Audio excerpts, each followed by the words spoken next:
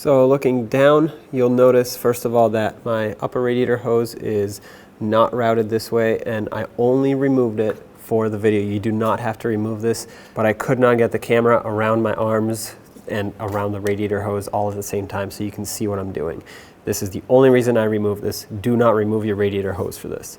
But anyway, here's your throttle body. It's going to have a clamp. You can see that right there. Attaches this intake tube to the throttle body itself. So let's remove that. You can either use an 8mm or a flathead screwdriver.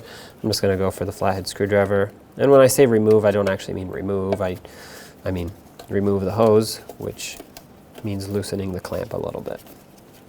Okay. Now you can take this intake hose, wiggle it to break it free.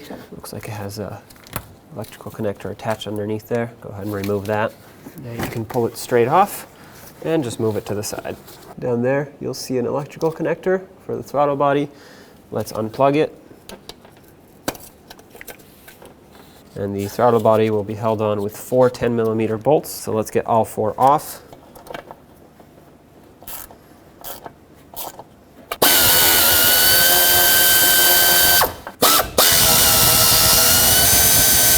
The last 2 are pretty hard to see, but there's one on each corner.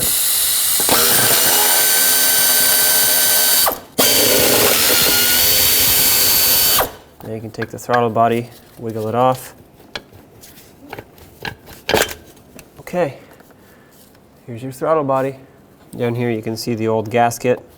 Go ahead and remove this, and we'll replace it with a new one. Sometimes it could be easier to just use a pick and just grab it like this. I'm going to use a rag to clean off this area. Make sure no debris falls inside when you're wiping. Wipe away, not towards the inside of the intake. Take your new gasket, line it up with where it needs to sit here. It's got a ring that it sits into. There we go. That's perfectly seated everywhere.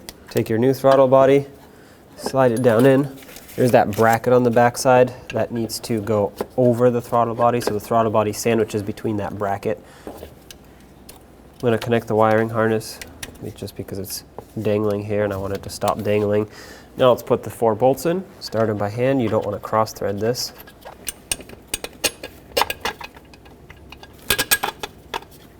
Let's bottom these out and then I'll come back and torque them.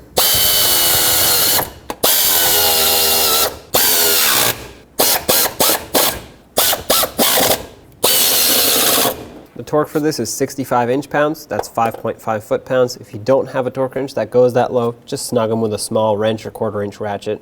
Yeah, I guess ratchet because you can't get a wrench in here. Either way, the way you want to fully tighten this is in a cross pattern. Start here, go down there, then up here, then down there. I guess it doesn't matter which bolt you start at as long as you go in a cross pattern.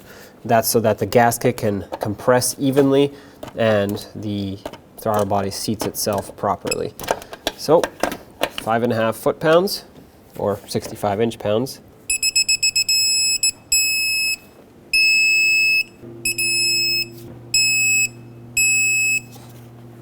All right, 65 for all of them. Go ahead and plug in the throttle body. Make sure the connector clicks, and then bring down this intake tube and set it over the throttle body, just like that. Let's snug up that clamp.